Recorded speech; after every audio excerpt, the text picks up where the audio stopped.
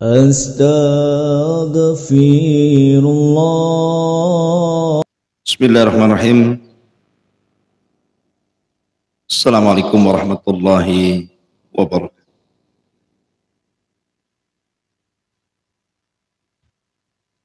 Alhamdulillah wassalatu wassalamu ala Rasulillah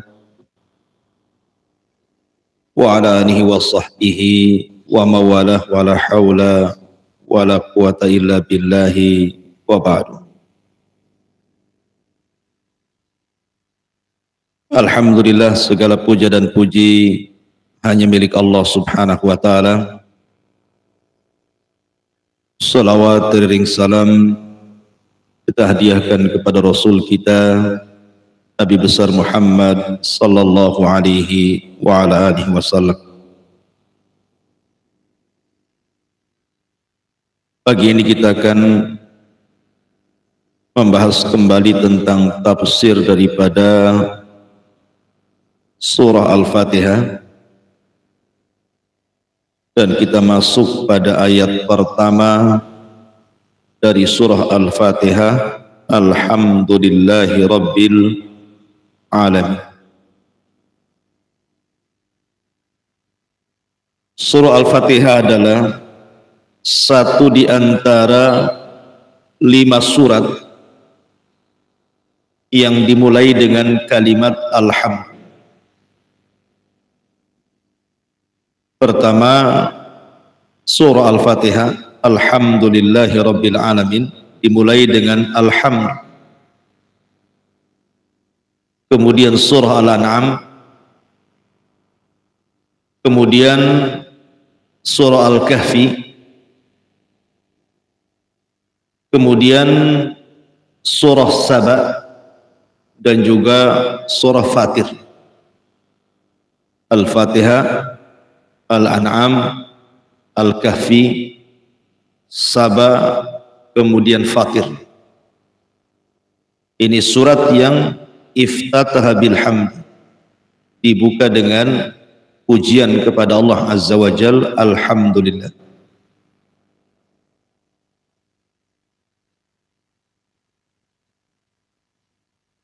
Kemudian Allah subhanahu wa ta'ala memulakan dengan kalimat alhamdu,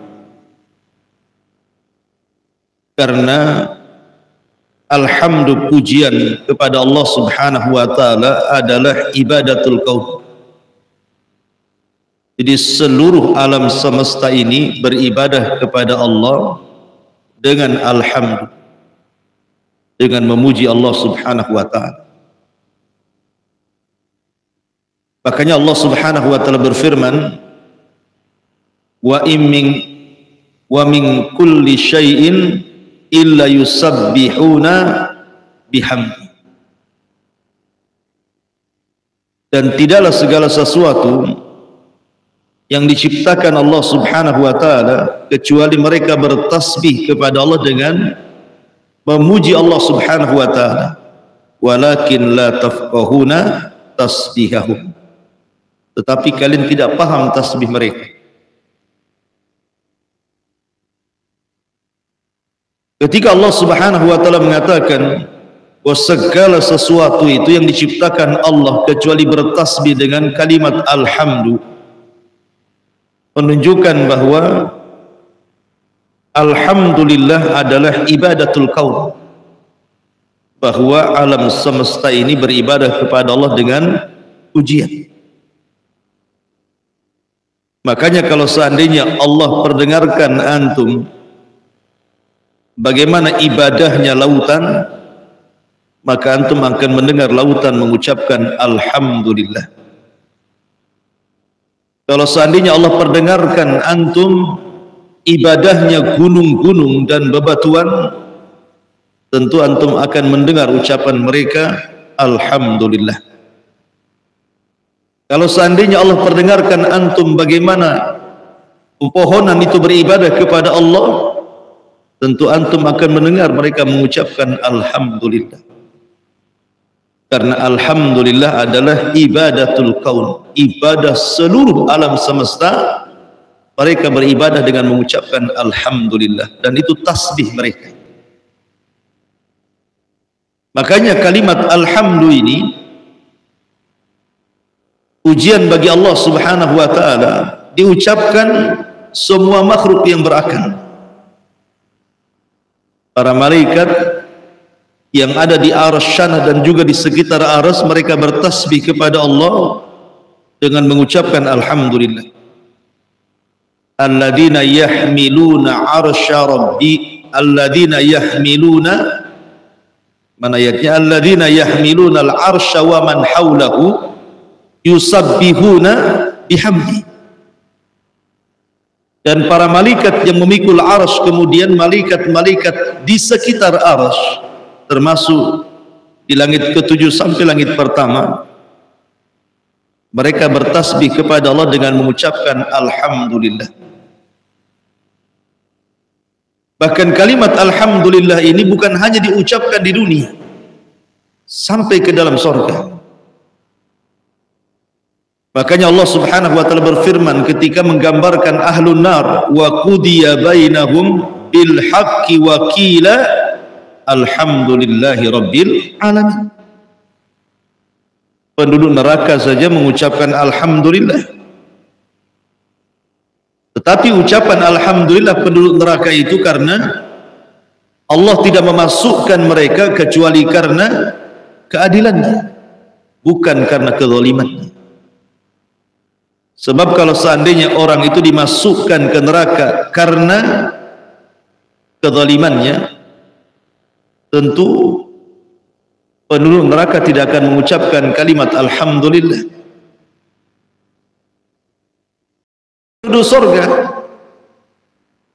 Penduduk sorga ketika mereka masuk ke dalam sorga, maka seluruh penduduk sorga mengucapkan alhamdulillah.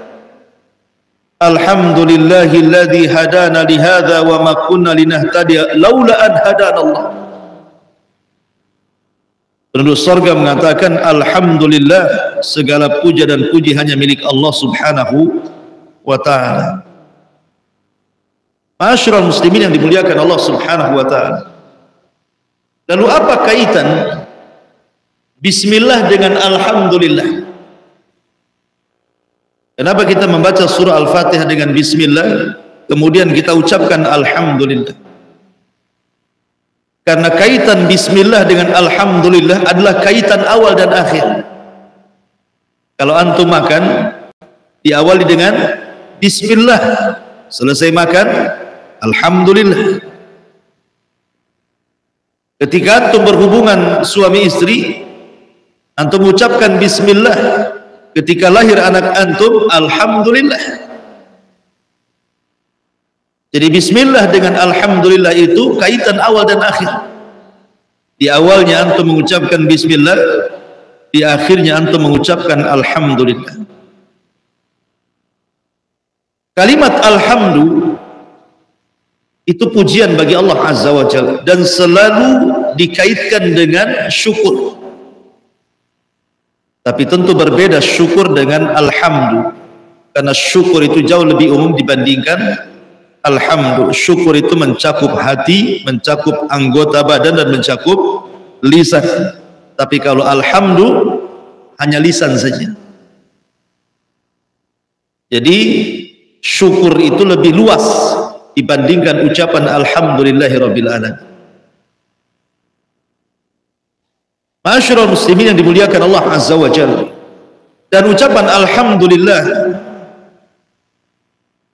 bukan hanya disebutkan dalam surah Al-Fatihah, tetapi juga dianjurkan untuk dibaca di banyak tempat. Sebagaimana disebutkan dalam beberapa hadis Nabi sallallahu alaihi wasallam, pertama dibaca indal faragh minat ta'ami wasyarab. Ketika antum selesai makan dan minum, maka disunnahkan untuk membaca alhamdulillah. Sebagaimana hadis Abi Umamah Al-Bahili radhiyallahu anhu, anna Nabiy sallallahu alaihi wasallam kana idza faragha min ta'amihi, Nabi sallallahu alaihi wasallam apabila selesai makan, qala, dia mengatakan alhamdulillahilladzi kafana wa arwana ghaira maqfiyin wala maqfurin. Si Nabi SAW apabila selesai makan atau minum, maka Nabi SAW mengucapkan alhamdulillahilladzi kafana wa arwana. Segala puja dan puji hanya milik Allah yang telah mengenyangkan kami dan menghilangkan dahaga kami. Maka ucapkanlah alhamdulillah selepas makan. Kemudian yang kedua, indal istiqad minan naum, ketika bangun dari tidur. Ketika bangun dari tidur, maka diucapkan alhamdulillahilladzi ahyana ba'dama amatana wa ilaihin nusyur. Dan sebelumnya apa? Allahumma bismika amutu wa ahya. Ini ada kaitan antara bismillah dengan alhamdulillah kan? Sebelum tidur antum baca bismillah. Allahumma bismika artinya bismillah. Dan bangun tidur alhamdulillahilladzi ahyana ba'dama amatana wa ilaihin nusyur. Segala puja dan puji hanya milik Allah yang telah membangunkan kita dari kematian kita. Kemudian yang ketiga, indal istiqad fil laili, ketika antum bangun di tengah malam. Sebagaimana hadis Ubadah ibn Samit radhiyallahu an, bersabda Nabi SAW, barang siapa yang bangun tengah malam, maka dia mengucapkan la ilaha illallah wahdahu la syarikalah lahul mulku wa lahul hamdu. Ada kalimat wa lahul hamdu wa huwa ala kulli syai'in qadir, subhanallah walhamdulillah wa la ilaha illallah wallahu akbar wa la hawla wa la quwata illa billahi. Kemudian dia berdoa, Rabbighfirli, ya Allah ampuni dosa-dosaku, kecuali akan diijabah doanya. Ini yang ketiga. Kemudian yang keempat, inda lubsi thawbi, ketika antum memakai pakaian. Maka barang siapa yang mengucapkan alhamdulillah ketika antum menggunakan pakaian, man labisa thawban faqala alhamdulillahilladzi kasani hada. Barang siapa yang ketika memakaikan pakaiannya kemudian dia mengucapkan segala puja dan puja hanya milik Allah yang telah memberikan atau menutupi auratku dengan pakaian ini, kecuali akan diampuni dosa-dosanya, kata Rasul. Ini yang keempat. Yang kelima, zubur kulli salati, setiap selesai sholat kita disuruh mengucapkan alhamdulillah, atau bahasa lain tahmid 33 kali. Kemudian yang nomor 6, indal utash, ketika bersin, maka setiap orang yang bersin dianjurkan mengucapkan alhamdulillah. Kemudian dijawab yarhamukallah. Kemudian yang nomor 7, inda ru'yati mubtali, in hamidallah ta'ala inda ru'yatil mubtali min alamati idrakil abdi li ni'matillahi alaihi. Ketika melihat adanya ujian yang datang dari Allah, orang kalau bisa mengucapkan alhamdulillah ketika diuji oleh Allah, berarti memiliki tingkatan sabar tinggi orang itu. Rumahnya terbakar, alhamdulillah. Usahanya bangkrut, alhamdulillah. Mungkin dikiranya orang gila. Tidak. Karena Allah Subhanahu wa taala itu yuhmad fil khairi wasyarr.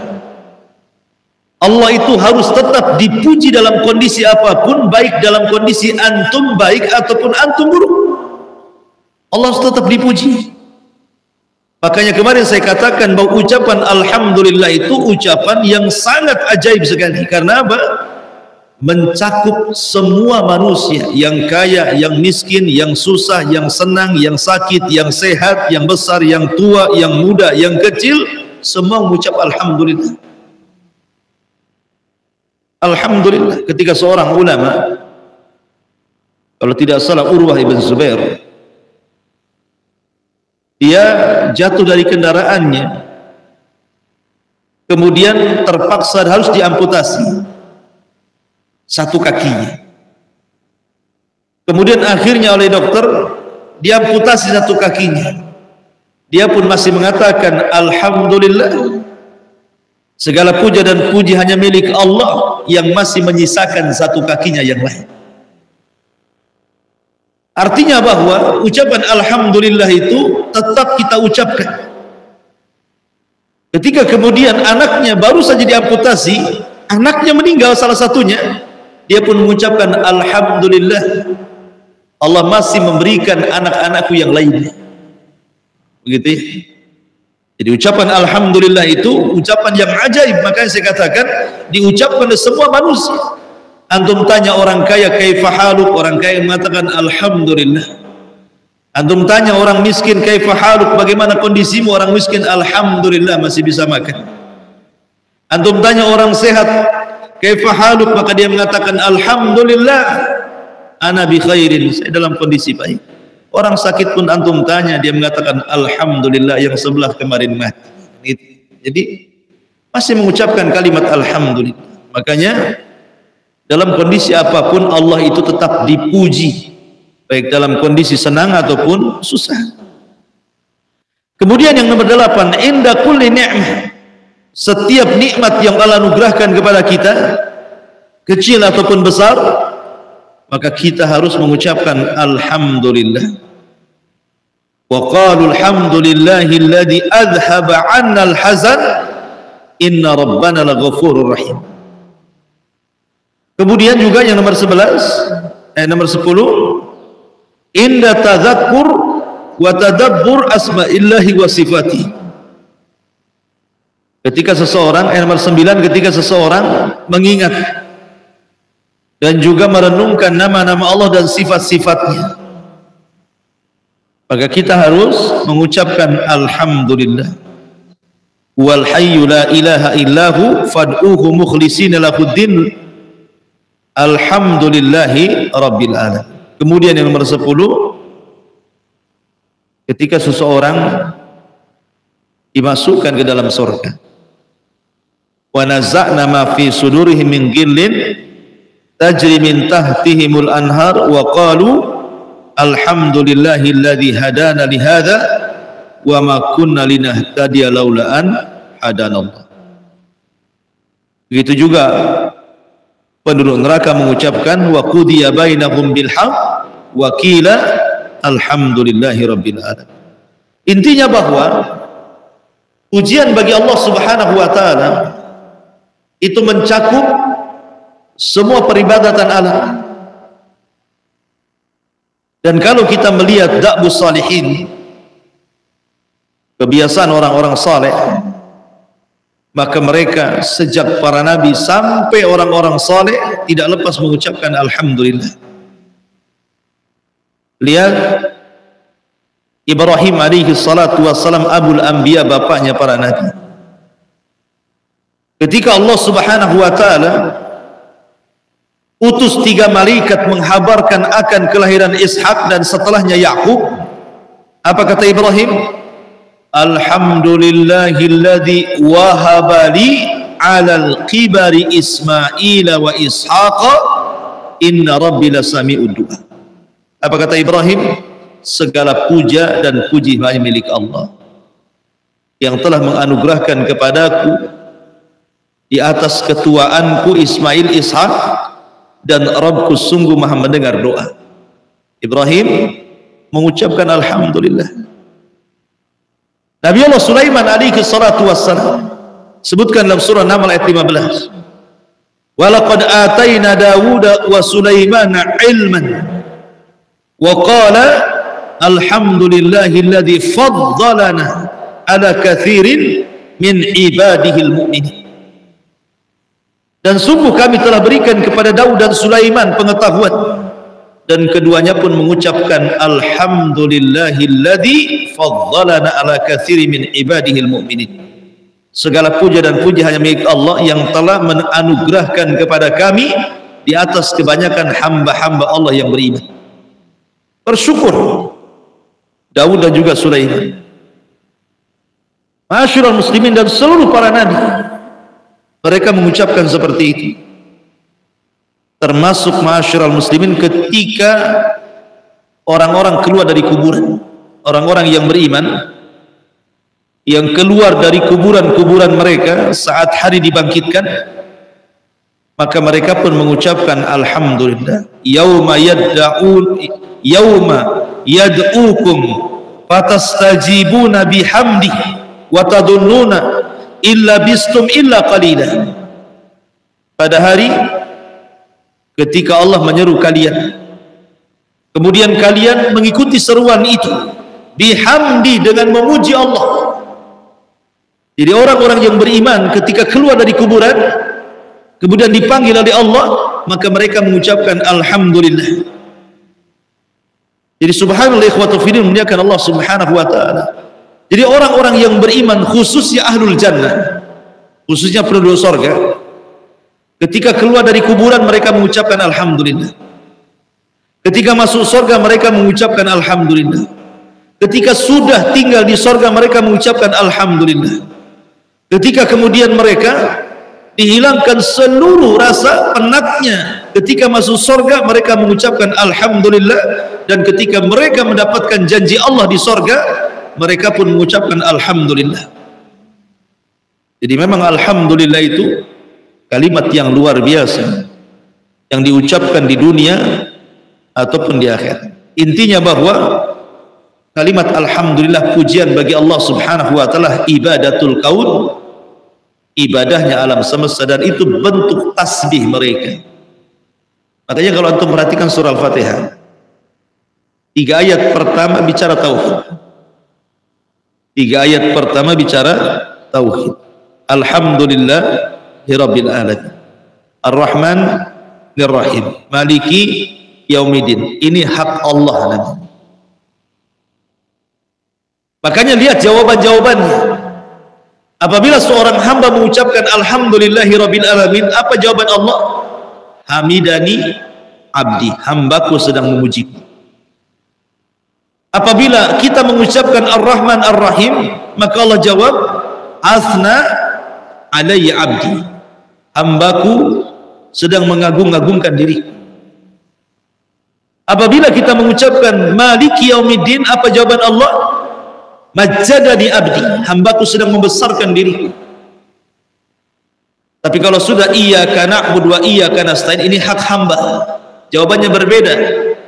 Jawabannya ini adalah permintaan hambaku, dan semua permintaannya akan dikabulkan oleh Allah subhanahu wa ta'ala. Tapi 3 ayat yang pertama itu disebut hukukullah. Makanya ketika kita bertasbih kepada Allah azza wa jalla, tasbih itu terbagi menjadi 3 dan melahirkan 3 sifat juga. Kita bertasbih kepada Allah karena Allah subhanahu wa ta'ala itu adalah alhamdulillah, memiliki pujian bagi Allah azza wa jalla dan melahirkan perasaan cinta. Kita bertasbih kepada Allah subhanahu wa ta'ala karena Allah subhanahu wa ta'ala itu Ar-Rahman Ar-Rahim, Dia maha penyayang lagi maha pengasih, dengan itu melahirkan roja harapan. Kemudian kita bertasbih karena Allah itu Maliki Yaumiddin. Dari situ terlahirlah sifat takut, karena Malik itu adalah penguasa, bisa melakukan hal apapun. Makanya dalam ibadah itu harus dipenuhi dengan perasaan cinta, alhamdulillahirabbil alamin, kemudian perasaan roja Ar-Rahman Ar-Rahim, dan perasaan takut Maliki Yaumiddin. Ini disebut arkan al-ibadah, rukun ibadah: cinta, harap, takut. Karena ada orang yang mengatakan, saya takut masuk ke dalam neraka, tapi tidak pula pantas masuk surga. Ada yang mengatakan seperti itu. Jadi ada orang yang mengatakan, saya takut masuk neraka, tapi tidak pantas pula masuk surga, menghilangkan harapan. Padahal dalam akidah Ahlussunnah wal Jamaah itu harapan itu bagian daripada arkanul ibadah. Karena mereka mengatakan orang kalau beribadah mengharap surga itu syirik. Karena surga itu makhluk Allah, berarti mengharap kepada makhluk syirik. Logikanya seperti itu. Jadi kalau beribadah itu langsung kepada Allah, jangan harap-harap surga. Sebab kalau beribadah mengharap surga, berarti mengharap kepada makhluk, karena surga itu makhluk Allah. Ketika mengharap kepada makhluk, berarti telah menyekutukan makhluk dengan Khalik. Berarti antum terjerumus kepada kesyirikan. Bukan. Kita katakan mengharap itu bukan syirik. Karena yang memerintahkan mengharap akan pahala itu Allah sendiri. Allah yang memerintahkan. Wa yarjuna rahmat rabbi, dan orang-orang yang beriman mereka mengharap rahmat dari Allah. Lihat bagaimana Asiyah bintu Muzahim ketika dilempar dari ketinggian oleh Fir'aun, kemudian dia pun melihat istananya di sorga setelah dia mengucapkan Rabbi ibnili indaka baitan fil jannah wa najini min fir'auna wa amali. Ya Rabb, bangunkan untukku satu istana di sorga. Itu permintaan Asiyah sebelum meninggal, dan Allah kabulkan. Sebelum meninggal ditampakkan surga. Artinya di sini ada harapan. Rasul yang mengatakan idza sa'altumullaha fas'alul firdaus. Kalau engkau meminta sesuatu, minta yang paling tinggi, surga firdaus, kata Rasul. Maka kita katakan bahwa mengharap itu bagian dari tauhid. Bahkan itu termasuk arkan daripada ibadah. Baik. Alhamdulillah rabbil alamin. Ma'asyiral muslimin yang dimuliakan Allah Subhanahu wa taala, kata-kata Rabb itu melahirkan kalimat rububiyatullah. Makanya ada tauhid disebut tauhid rububiyah, diambil dari Rabbil alamin. Dan inti pada tauhid rububiyah itu bahwa Allah Subhanahu wa taala itu adalah Al-Khaliq, yang menciptakan. Inti daripada rububiyah itu adalah Al-Khaliq, sifat Allah Al-Khaliq, atau nama Allah Al-Khaliq, bahwa Allah itu yang menciptakan. Ketika Allah Subhanahu wa taala menciptakan, maka ciptaan Allah itu terbagi menjadi dua. Ada yang Allah Subhanahu wa taala ciptakan min adam, dari ketidakadaan menjadi ada, dan itu disebut usulul khalqi. Awalnya enggak ada, kemudian Allah adakan. Artinya Allah menciptakan makhluk min adam, dari ketidakadaan menjadi ada. Itu disebut usulul khalqi. Usulul khalqi, pondasi ciptaan. Pertama arasy, yang kedua qalam, yang ketiga lauhil mahfud, kemudian juga yang keempat, kemudian nur, cahaya, kemudian yang kelima nar, api, kemudian yang keenam alma, air. Jadi itu disebut usulul khalqi namanya. Allah menciptakan arasy, di bawah arasy itu ada air, kemudian di situ ada qalam, ada lauhil mahfud, ada cahaya, ada api. Ini disebut usulul khalqi, diciptakan dari kun fayakun, dari tidak ada menjadi ada. Kemudian yang kedua, Allah menciptakan makhluk dari makhluk yang lainnya. Jadi Allah Subhanahu wa taala menciptakan makhluk dari makhluk yang lainnya. Kalau tadi kan dari tidak ada menjadi ada. Ini yang kedua, tidak. Dari makhluk menciptakan makhluk dari makhluk yang sudah ada. Maksudnya menciptakan makhluk dari usulul khalqi. Seperti malaikat, asal ciptaannya dari apa? Dari cahaya, dan cahaya diciptakan dari kun fayakun. Kemudian jin diciptakan dari, asal penciptanya dari api, sementara api itu bagian daripada usul khalq, dan Allah ciptakan api itu dengan kun fayakun. Kemudian Adam diciptakan dari tanah, bumi maksudnya, dan bumi itu diciptakan dari apa? dari air. Salah satu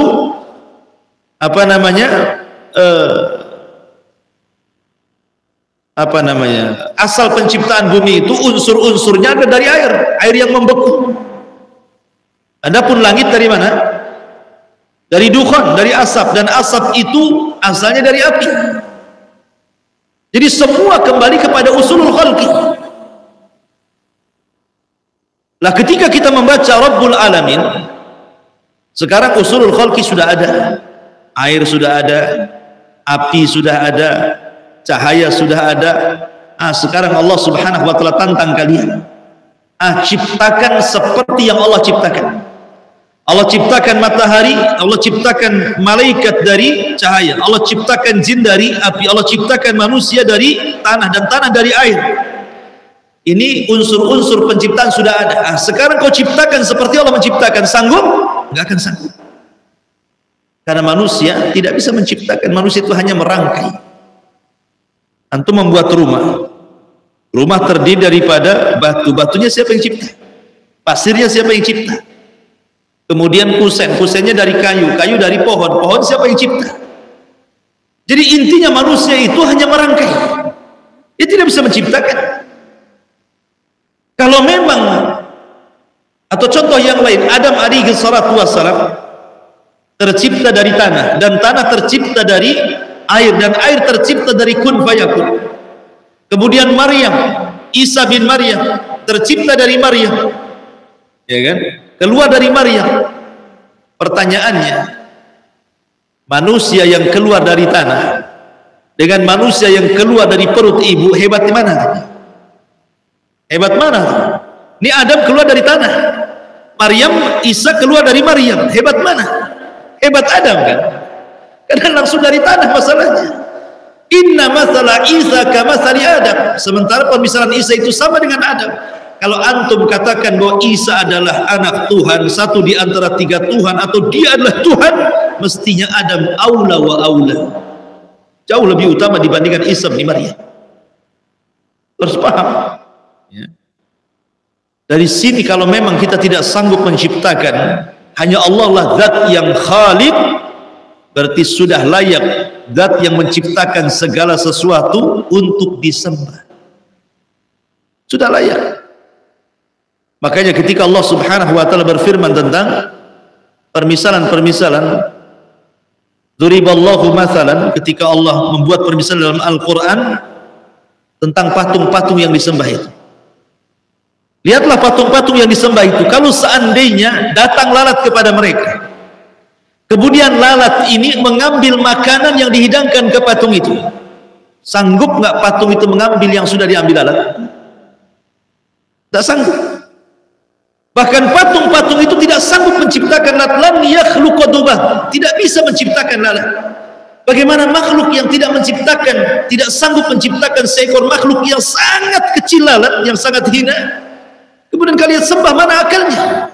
Orang-orang yang menyembah batu berhala yang dipahat itu, mereka sendiri tidak bisa menciptakan lalat, dan kalau lalat mencuri sesuatu pun tidak bisa diambilnya.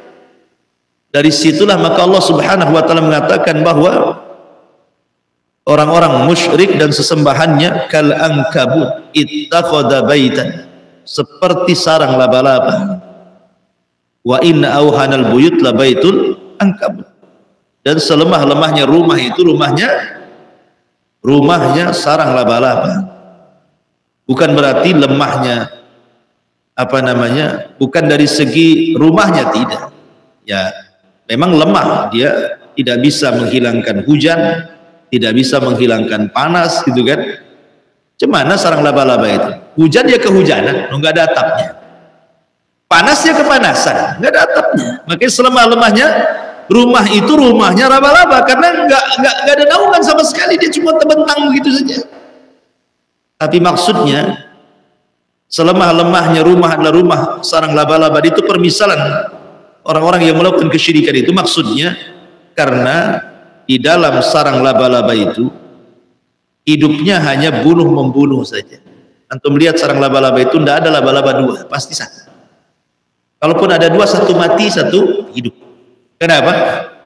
Karena biasanya laba-laba itu kalau sudah menikah, si istri membunuh suaminya. Kalau sudah membuahi, dibunuh tuh suaminya.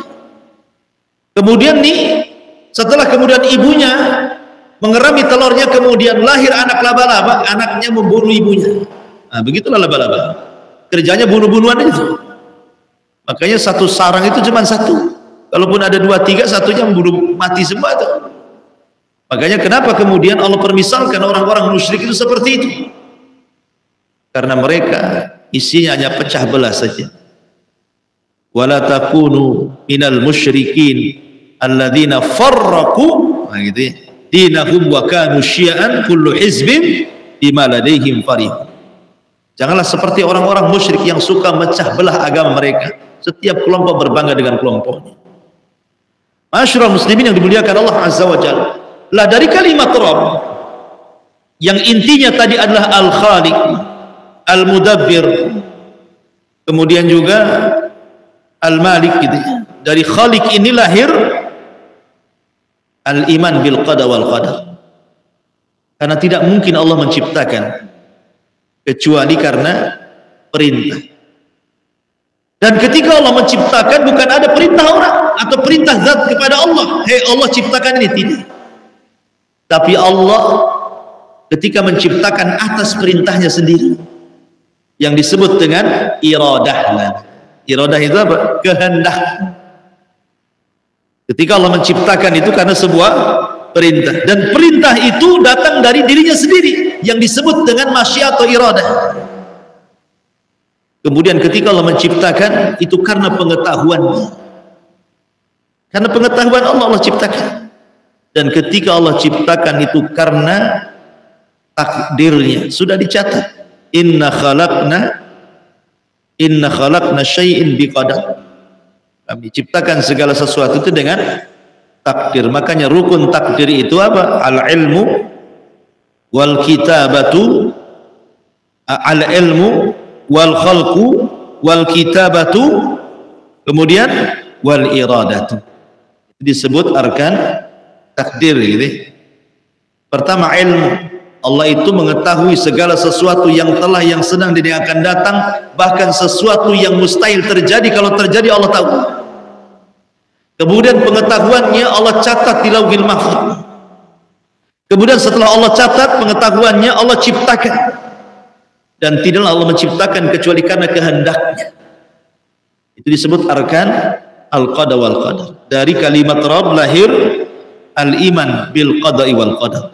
Rabbul alamin, dan kalimat alam itu artinya ma siwallah fahuwa alam. Selain daripada Allah disebut alam, disebut makhluk. Segala sesuatu selain Allah itu disebut alam. Artinya selain Allah disebut alam. Dan alam di sini artinya makhluk. Alhamdulillahi rabbil alamin.